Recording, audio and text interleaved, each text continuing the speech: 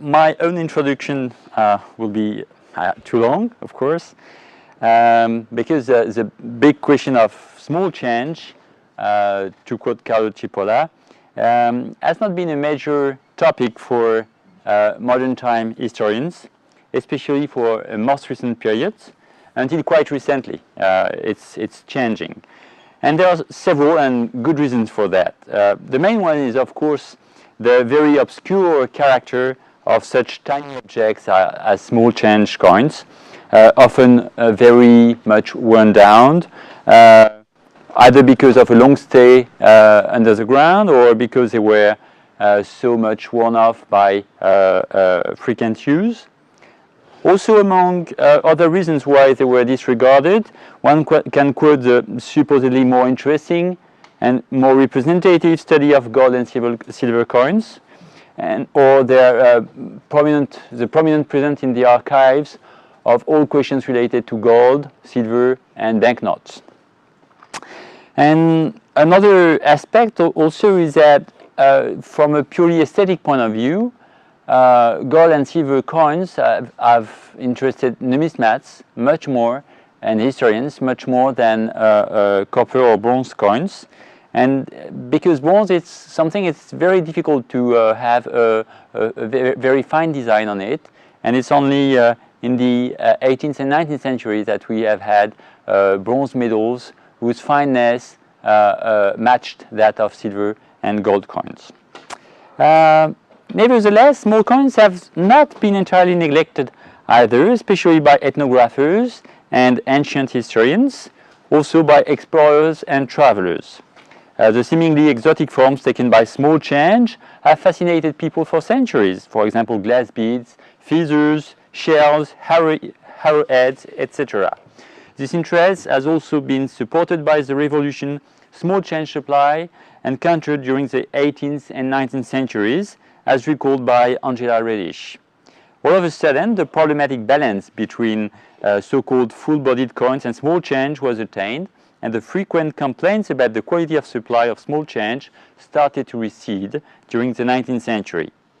But as is easy to see, these lines of reasoning put a lot of emphasis on technical aspects, while assuming a specific monetary pattern as being the general case, that is, the monetary pattern in Western Europe. So to dig into these questions, I will introduce a few issues. The first, of course, is the relationship with historiography.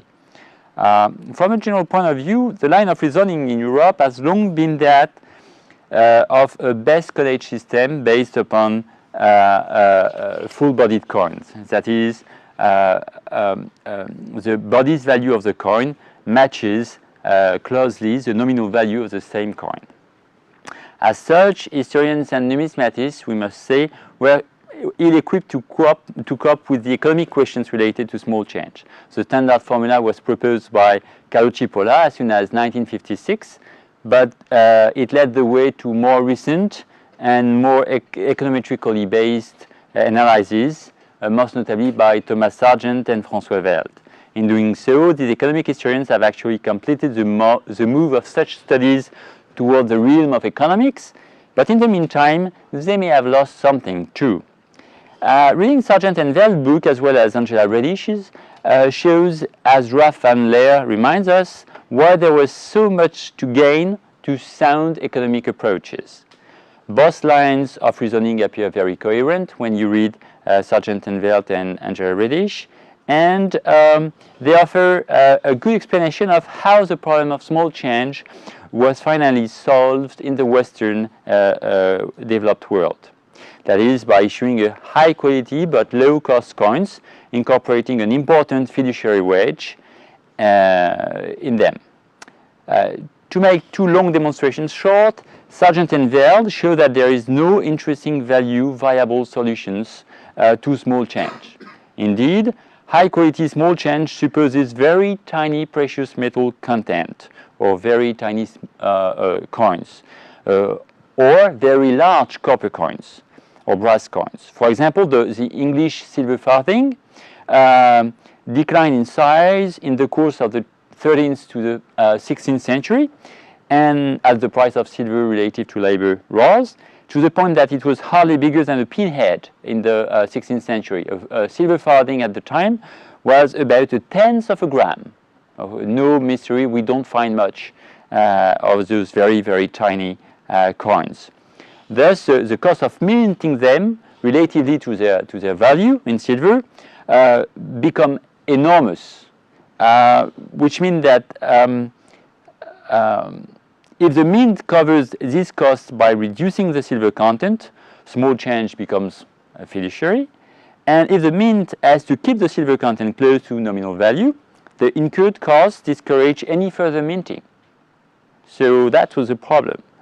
And of course, and last, any small variation in silver price transforms such small price either into bullion or into fiduciary coins. So the solution was to be found in pure fiduciary coins, that is, coins of which the intrinsic value would be only a fraction of the nominal value. This raised in turn the question of counterfeiting, of course, which was solved, according to Angela Reddish, only through the use of sophisticated technical equipment, that is a steam press. And the steam press called for large-scale production to cover amortized fixed costs, which in turn allowed for a more efficient control of counterfeiting, because it was quite easy to know where steam presses were operated. In Western world, Northern American colonial settlements, the standard formula was implemented from the late 18th century onward, and in short, the standard formula relied upon three features: technically elaborated coinage against counterfeiting, fiduciary small change with limited purchasing power, and a convertibility rule with legal tender, that is, precious metal full-bodied coins. The losses of such lines of explanations, which appear very clear, are more difficult to uncover because they are embedded within the explanation itself. To make things simple, these losses fall into three categories: the markets issue, the nature of small payments, the questions linked to fiduciarity. The markets issue may itself be broken into several questions, and I will make it very short, aiming at two different directions. We can separate two things: the markets for currencies on the one hand, and the markets where currencies circulate on the other hand. These two questions might be seen as the two faces of the same coin, as standard economics teach us. But then standard economics do not teach much about money and currency beyond barter.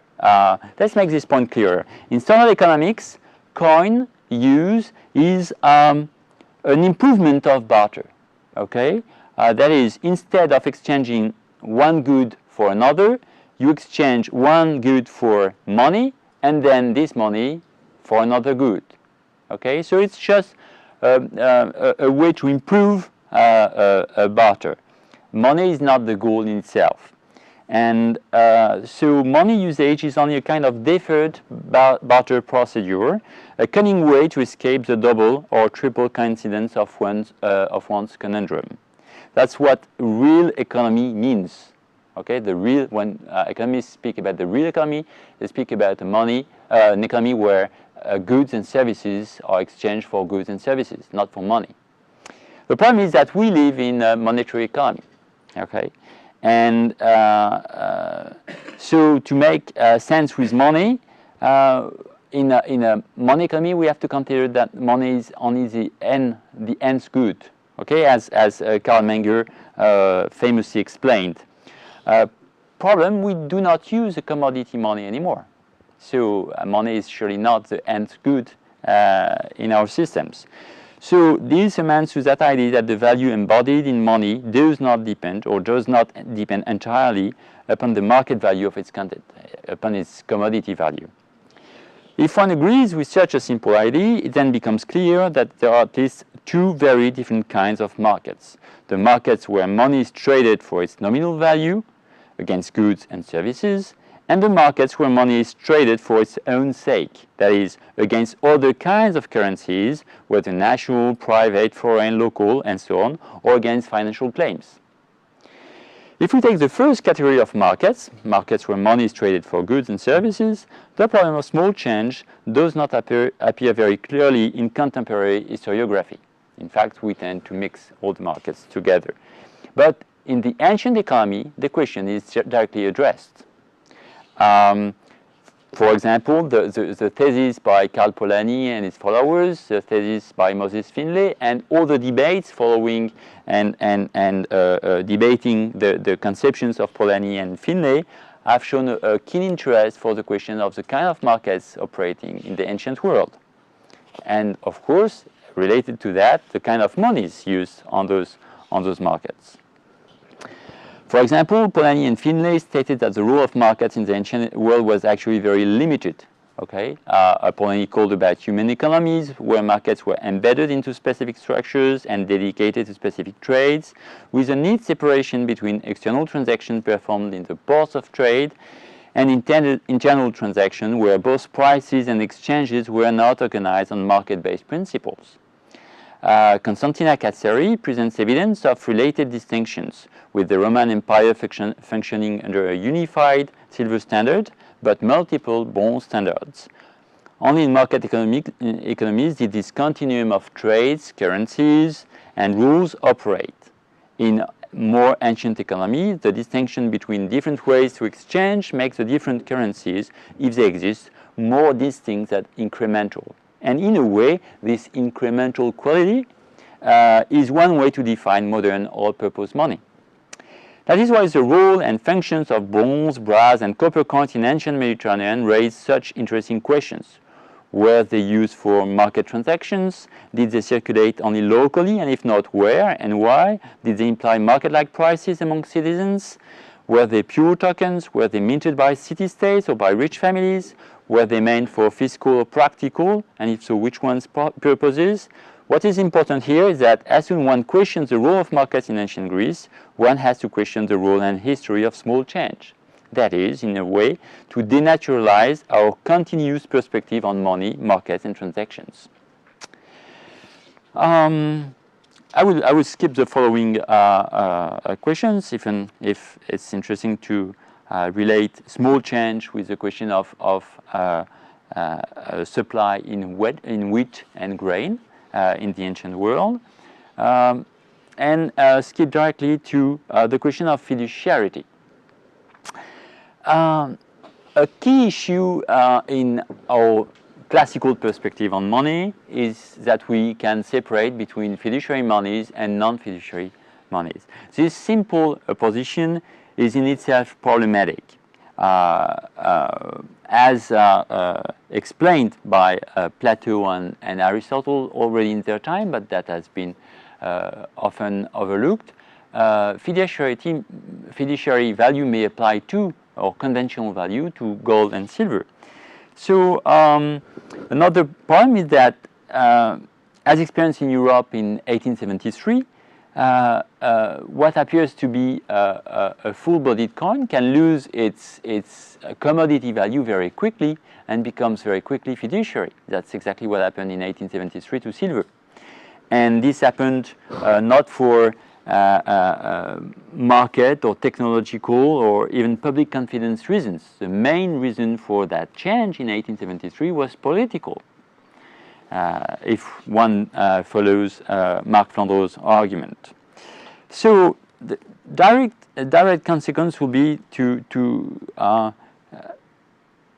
look in a different way to the question of fiduciarity. That is, maybe to get into more details. That's why I propose here, and I propose to consider 4 levels of fiduciarity.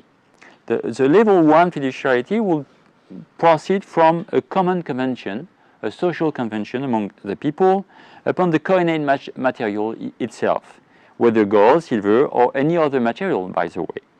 Thus, the feedback from monetary use to commodity market price may vary, and the more so if, on the one hand, monetary use makes the bulk of the commodity use, or, in the reverse, if new production techniques or outlets to the said commodity change its costs or main uses. Silver will provide a good example, but for example, if you think about iron in Anatolia, in first millennium before Christ Anatolia, it seemed that iron was put to some monetary uses because it was such a good store of value, but because the technology improved, the decreasing cost of casting iron the growth in the use of basic tools in iron and steel reduced its monetary value to the point that it was not used as a full-bodied currency anymore. Perhaps the Sparta iron currency is a witness of this evolution. On the reverse case, a good example is a question of nickel small change in during the interwar period in France.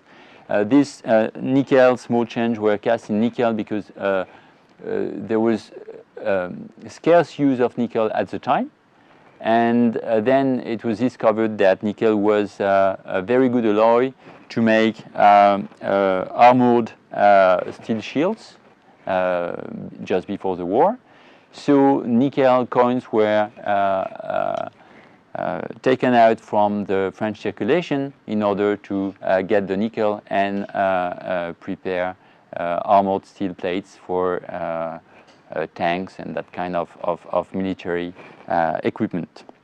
So either the commodity value of the metal rises or decreases might change the conventional social value given to the commodity.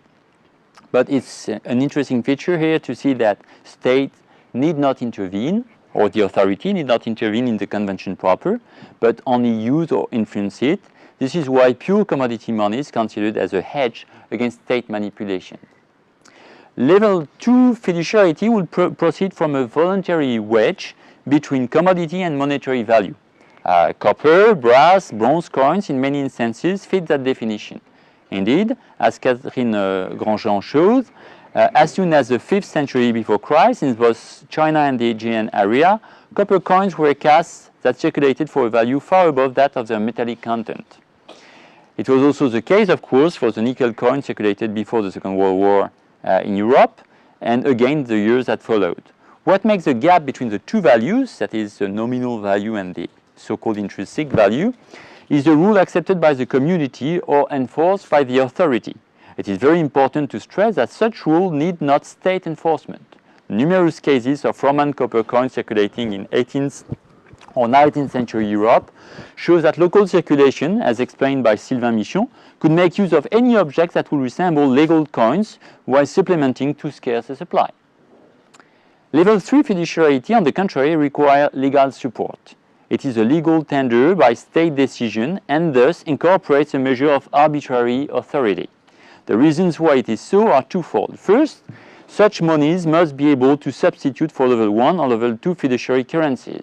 And second, their guarantee rests not in their content, of course, nor on a common rule, but on fiscal debt. This is exactly the story developed in much more details by Claudia Jeffries today, and this helps explain why natural law played such a role in the debates. Level 4 fiduciarity is a kind of derivative. The fiduciary currency is circulated as a token for another value, stored or guaranteed by the issuer. The proposal by Cardona to introduce copper banknotes linking such currency to the copper's intrinsic value is a good example of such fiduciarity. Most issuing banks have been, until the demise of the metric standard, functioning upon such a scheme, at least to some extent, and mostly on a fractional basis.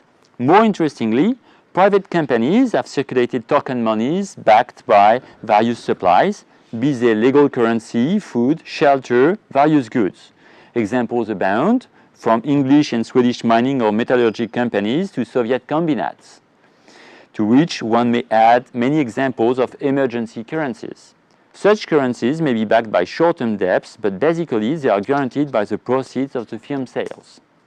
Last, and this is a fascinating case provided by Emmanuel Pruneau, this fiduciarity can be squared. Let me explain. The sol, those copper, brass, and bronze coins used in Revolution and post-Revolution France, and which were of so many different sizes, origins, and wear that their use had become almost conventional, were both small change and fiduciary currency. Their metallic value was but a fraction of their nominal value, so much so that a thriving counterfeiting industry developed when copper prices decreased, for example in the Low Countries. The cumbersome collection and evaluation of soil could be somewhat simplified by using copper coins backed banknotes.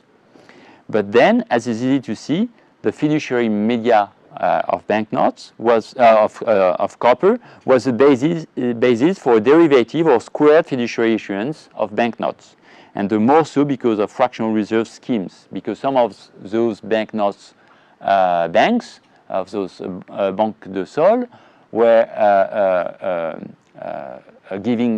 extending credit to firms or merchants on the base of those copper coins.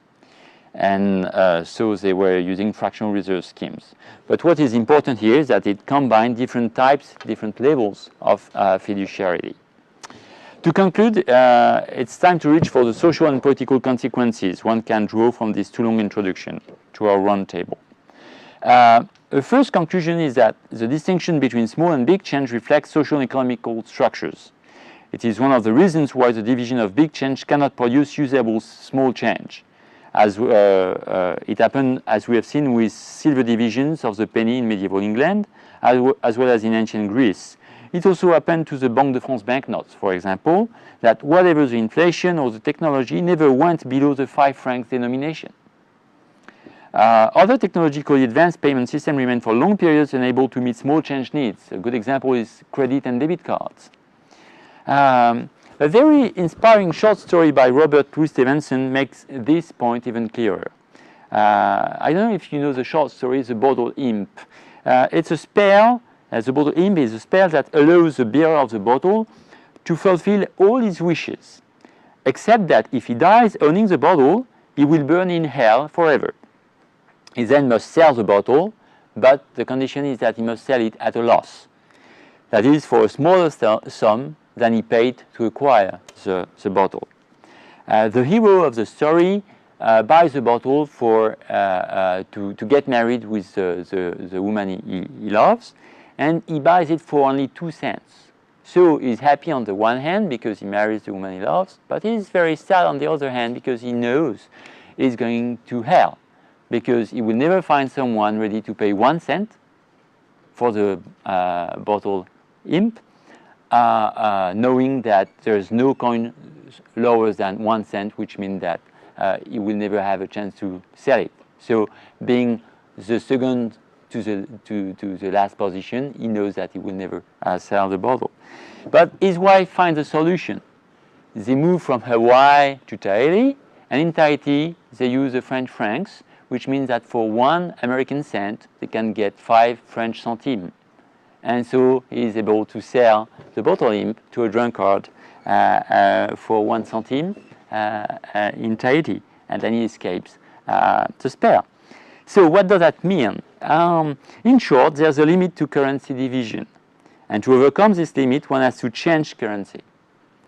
Reciprocally, increasing the size of small change does not make large change. The Banque de Sol can make that case clear. But even more so, the large copper coins minted in Sweden or projected by Thomas Cadona in Spain. They would not circulate as silver or gold coins, but in the form of representative currency. Thus, the limit works both ways, going down, going up. Of course, such a limit is not fixed. It depends on economical, social, and technological conditions, but it represents a true social border. One side of the society uses high-value money, while the other side of the society is limited to low-valued money. To try to move this border is risky. As Constantina Katsa exposed, Dionysos earned a nickname in the process, Calcus. And the exchange between the two may be the basis for lucrative activities at the expense of the bearers of low-valued money. That's the case, again, of the Banque de Sol, which were also a kind of tax over the poor people using those small coins. Balzac, who else, provides us with vivid contrast between those two currencies, that of the poor and that of the rich. In his short novel, Colonel Chabert, a complex case of multiple travels through social class barriers, he illustrates this several times. I will give you only 2 examples. There's a bet between lawyers, and the bet is such expressed. I bet 100 francs against 1 sou. 100 francs is the largest gold coin at the time. while the sou is a quintessential small denomination coin. And after 9 years of wandering and begging in Germany and France, Colonel Chabert is recognized for what he once was, a rich man.